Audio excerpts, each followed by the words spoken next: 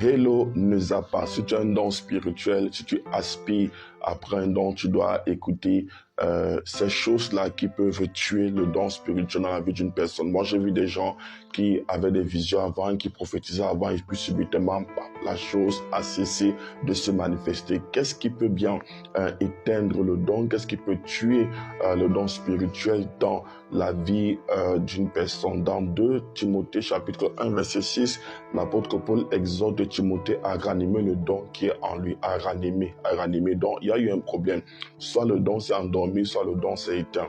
Qu'est-ce qui peut tuer le don spirituel dans la vie d'une personne? La première chose, c'est la négligence. La négligence éteint le don. Lorsque vous avez reçu de Dieu un don spirituel, Dieu veut que vous appreniez davantage sur ce don-là. Lorsque vous négligez votre don, vous ne vous intéressez pas à votre don, vous ne cherchez pas à avoir plus de connaissances au sujet de ce don, comment est-ce qu'il se manifeste, comment pour opérer, vous ne cherchez pas à être sous un père, sous un mentor pour pouvoir apprendre le tout. Sachez-le, votre don spirituel va s'éteindre. La deuxième chose qui éteint le don, c'est le manque de plateforme pour exercer le don spirituel que nous avons reçu.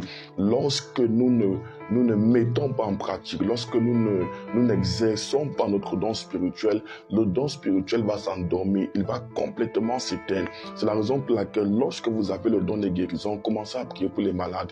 Lorsque vous avez le don de prophétie, parlez. C'est vrai, au début, il y aura des confusions, au début, vous allez commettre certaines erreurs et tout. Tout le monde passe par là. Tout le monde passe par là. Donc, exercez-vous, priez pour les malades, parlez de la part de Dieu, osez manifester votre don, cherchez des plateformes où vos dons seront exercés et manifestés. La chose numéro 3 qui éteint le don, c'est le péché, bien évidemment. Là où il y a le péché, il y a la mort spirituelle. En fait, la Bible nous fait comprendre que la chair et l'esprit sont des ennemis. Ils sont opposés complètement. Donc là où il y a la chair, l'esprit ne peut pas être à l'aise. L'esprit sera attristé et il va finir par s'éteindre. Donc, demandez à Samson, il vous dira que lorsqu'on a reçu certaines grâces, certaines capacités, certaines habiletés de Dieu, on ne prend pas le risque de vivre n'importe comment. Dans le péché, la convoitise, la fornication, l'immoralité, la pornographie, toutes ces choses-là vont éteindre les manifestations spirituelles en vous. La quatrième chose, le quatrième tueur de dons spirituels, ce sont les présents. Ecclésiaste chapitre 7, verset 7. La Bible dit que les présents corrompent les cœurs. Dans Exode 23, 28, la Bible dit que tu n'accepteras aucun présent parce que les présents aveuglent celui qui a l'œil ouvert, celui qui a les yeux ouverts.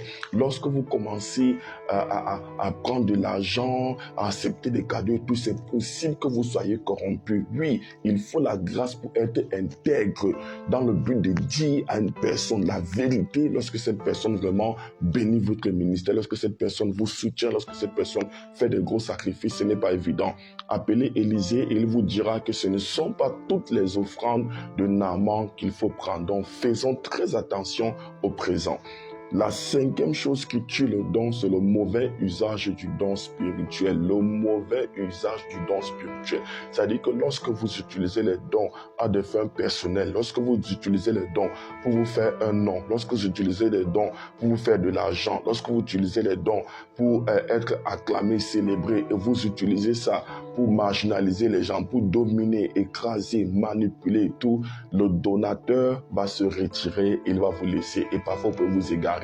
Raison pour laquelle Jésus a dit, plusieurs me diront ce jour-là, nous avons prophétisé en ton nom, chassé les démons en ton nom et tout, et je leur dirai ouvertement, éloignez-vous de moi, je ne vous ai jamais connu. Donc faisons attention à la façon dont nous utilisons nos dons, parce que nous rendrons compte à Dieu.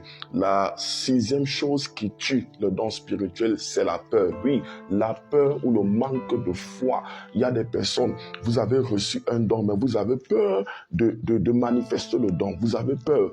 Vous êtes êtes incrédule, vous doutez, si je prie et que la personne ne guérit pas, qu'est-ce qui va se passer? Écoute, la gloire revient à Dieu. S'il n'y a pas eu guérison, miracle, la honte revient également à Dieu. Mais comme je sais que notre Dieu n'est pas un Dieu de honte, il ne pourra pas accepter que son nom soit blasphémé. Donc, lorsque tu as peur, regardez dans Luc chapitre 19, la Bible parle d'un homme qui a voyagé pour un pays et qui a offert des talents à son serviteur. L'un d'entre eux est allé cacher son talent. Il a dit non, moi je suis un homme, je te connais et tout, je sais et tout. Donc vous voyez, il y a des gens qui ont peur du regard des personnes, qui ont peur de faire des erreurs. Lève-toi, commets ces erreurs-là, manifeste le don, bannis la peur, bannis l'incrédulité et rassemble tout le courage possible et commence à exercer le don. La septième et la dernière chose qui tue les dons spirituels, c'est la paresse spirituelle. Oui, lorsque tu as reçu un don, tu dois comprendre que le don s'entretient. Il s'entretient à travers la prière, à travers le jeûne, à travers la méditation, à travers la consécration. Lorsque tu ne pratiques pas ces exercices spirituels-là, sache que ton don va s'éteindre. Que le Seigneur te bénisse, qu'il te fasse du bien au nom de Jésus-Christ. Amen.